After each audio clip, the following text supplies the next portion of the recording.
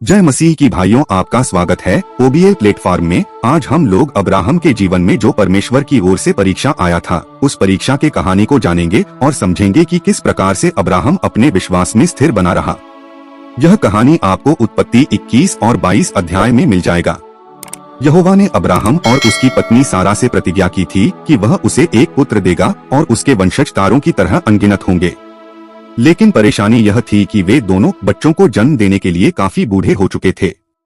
उत्पत्ति 12 का 1 से 3 पद, 15 का 4 पद, 17 का 15 से 22 पद। अब्राहम एक वारिस पाने के लिए इतना उतावला हो गया था कि उसे सारा की दासी हाजिरा से एक बेटा इस्माइल हुआ। यहोवा ने उससे प्रतिज्ञा की और कहा कि इस्माइल के वंशज भी एक महान देश होंगे। जब यहोवा ने अब्राहम से कहा कि उस सारा के जरिए एक पुत्र होगा, तो अब्राहम खुद पर हंस पड़ा, क्योंकि वह बहुत बूढ़े हो चुका था। उत्पत्ति 16 और 17 अध्याय का 15 से 22 पद। जब सारा ने परमेश्वर की ओर से भेजे गए 3 स्वर्गदूतों को यह कहते हुए सुना कि 1 वर्ष के भीतर उसके पास वह पुत्र होगा जिसकी प्रतिज्ञा परमेश्वर ने की थी, वह भी अविश्वास में हंसी। अब उनके लिए बच्चे पैदा करना नामुमकिन था। उत्पत्ति 18 का 9 से लेकर 15 पद।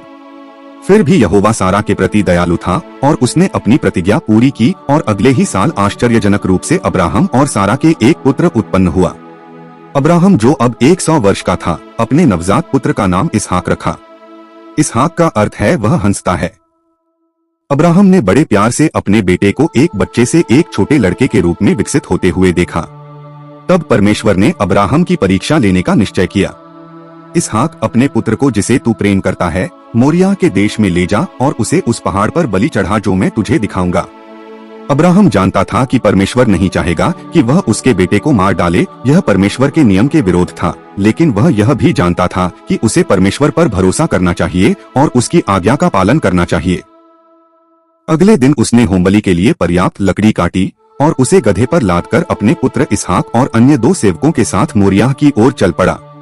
3 दिन की यात्रा के बाद उसने थोड़ी दूर से पहाड़ को देखा। उसने दोनों सेवकों को नीचे इंतजार करने के लिए कहा और अपने पुत्र को लेकर यहोवा का आराधना करने के लिए पहाड़ पर चले गए। अब्राहम ने होम बलि के लिए लकड़ी लेकर इसहाक पर लाद दी और खुद आग और छुरी लेकर चल पड़ा। रास्ते में इसहाक ने पूछा, पिताजी, हमारे पास आग और लकड़ी तो है, परंतु होम बलि के लिए मेमना कहाँ है? अब्राहम ने उत्तर दिया, यहोवा आप ही होम बलि के लिए मेमना का प्रबंध करेगा। और दोनों ने पहाड़ की चोटी तक अपनी चढ़ाई जारी रखी। और चोटी पर अब्राहम ने एक बेदी बनाई और उस पर लकड़ी रखी। फिर उसने इसहाक को बांधकर लकड़ियों के ऊपर लिटा दिया और उसने अपना हाथ बढ़ाकर छुरी ली। अब्राहम, अब्राहम, यहोवा के एक दूत ने परीक्षा को समाप्त किया। स्वर्गदूत ने कहा कि बालक पर हाथ मत चला। मैं जानता हूँ कि तू यहोवा का भय मानता है, क्योंकि तूने परमेश्वर को अपने एकलौते पुत्र से बढ़कर जाना है। अब्राहम ने एक मेढ़े को झाड़ियों में अपने सींगों के कारण फंसा देखा। उसने मढ़े को लिया और उसे यहोवा के सामने इसहाक को छोड़कर उस मेढ़े को होम बलि करके चढ़ाया। फिर उसने उस स्थान का नाम रखा, यहोवा प्रबंध करने वाला। इसके बाद स्वर्गदूत ने फिर से कहा, क्योंकि तूने अपने एकलौते पुत्र को भी ना रख छोड़ा, इसलिए यहोवा तुझे आशीष देगा और तेरे वंशज गिनती में आकाश के तारों और समुद्र किनारे की रेत के किनकों के बराबर होंगे। और तेरे संतान के कारण सारे देशों के लोग और पृथ्वी आशीषित होंगे, क्योंकि तूने मेरी आज्ञा का पालन किया है। इसके बाद अब्राहम और इसहाक इंतजार कर रहे सेवकों के पास लौट आए और दक्षिण में बेशर्बा की और चल पड़े, जहाँ पर वे रहा करते थे। तो यह रहा अब्राहम की परीक्षा की वह कहानी जो हमें विश्वास में जीने के लिए बहुत ही प्रेरित करता है।